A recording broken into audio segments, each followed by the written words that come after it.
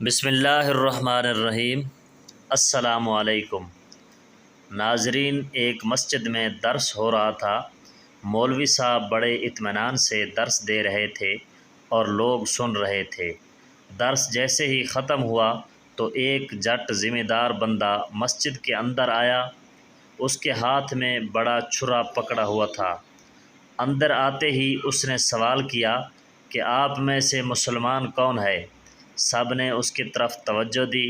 اس کے ہاتھ میں چھرا پکڑا دیکھا تو سارے سوچ میں پڑ گئے اور کوئی بھی نہیں بول رہا کہ میں مسلمان ہوں۔ اس نے پھر سے سوال دہرایا کہ بھائی یہاں مسلمان کون ہے؟ ایک بندے نے ہمت کی کہ مرنا آج بھی ہے اور کل بھی، دیکھتے ہیں کہ یہ کرتا کیا ہے۔ وہ بولا میں مسلمان ہوں، بتاؤ کیا کام ہے؟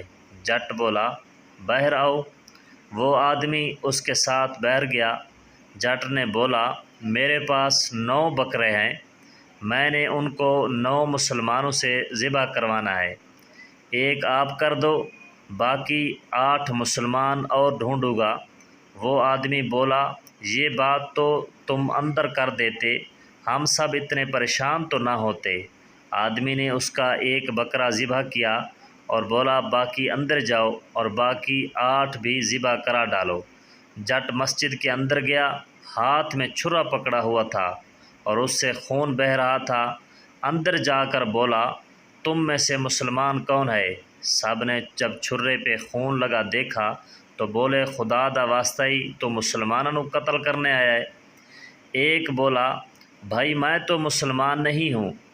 دوسرا بولا میرا تو مسلمانوں سے کوئی تعلق بھی نہیں ہے۔